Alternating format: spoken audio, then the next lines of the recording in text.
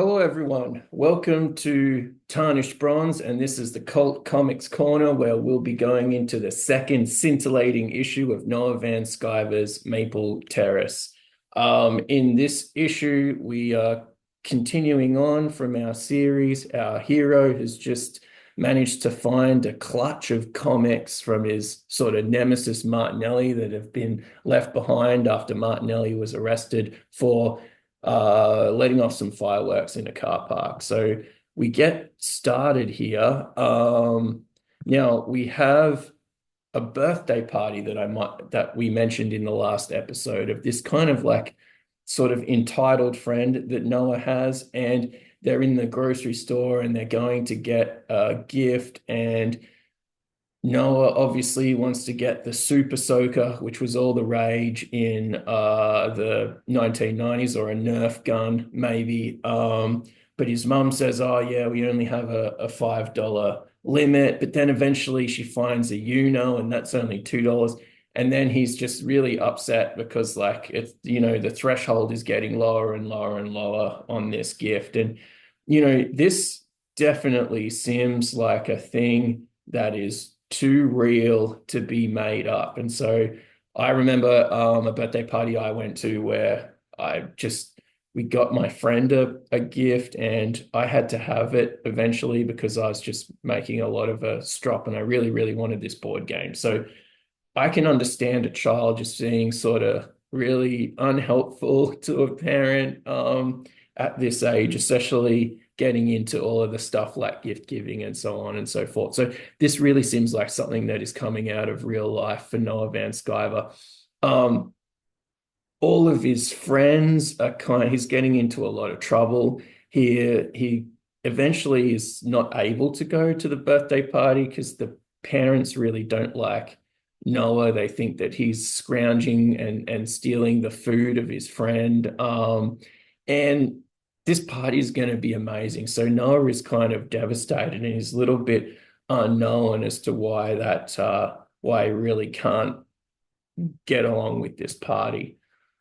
Now, things make a turn for the better because Noah is going to art class. So this is all the while he's got Martinelli's destroyed Spawn comic in the back of his head, and he knows that he's stolen these comics and he's really anxious about that.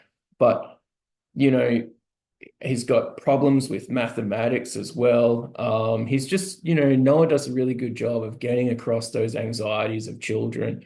But in art class, he gets a chance to shine. The teacher here calls him the art god, and that's a really great moment for him. And indeed, he even gets some interest from other people and girls in particular who aren't necessarily his friends. They kind of just really like his work, and he gives him a bit of an ego boost here, and he gets a little bit of a light shone on him.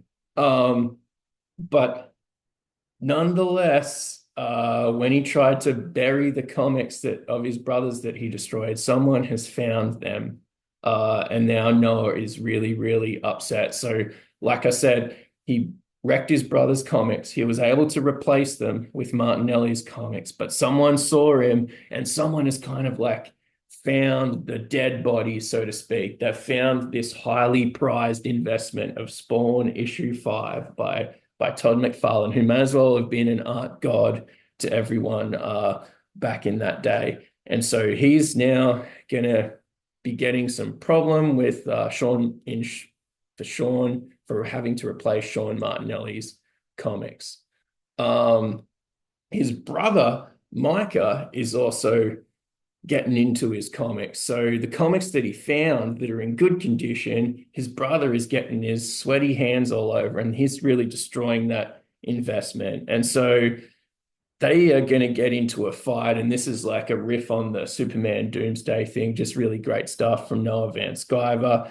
And, it ends up in this sort of brawl and this melee, and then his brother sort of wrecking these comics as he tries to read them while Noah tries to kind of rescue the comics from him. You can see there's an X-Force there.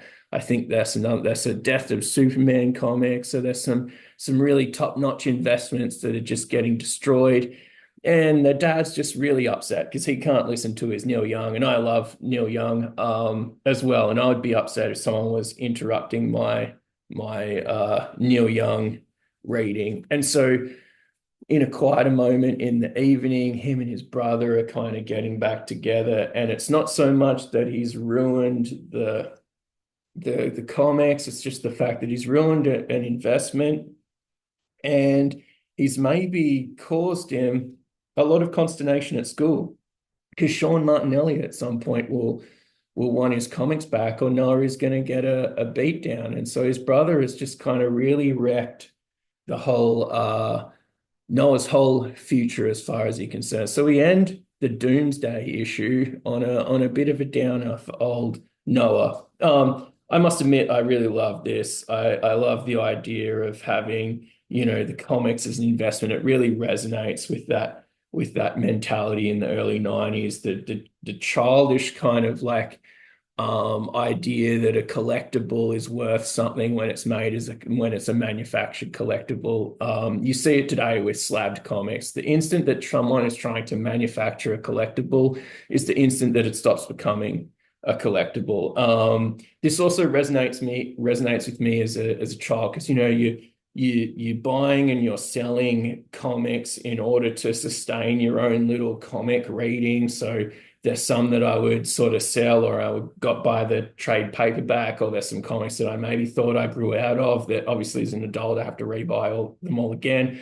And the same thing with Magic cards. You're sort of buying these trading cards and then you're swapping or selling the ones that you don't need to make your deck. All of this like little juvenile entrepreneurialism and juvenile over emphasis of all the wrong things about what you're doing is right on with me. And I definitely think that in 2025 we're going to have a deep dive into Noah Van Sciver. These are just some really well crafted comic books, and I really think that everyone needs to at least give this guy a try. Really great stuff. And this is Tarnished Bronze. We'll be back soon with the third issue of Maple Terrace, and we will see you shortly.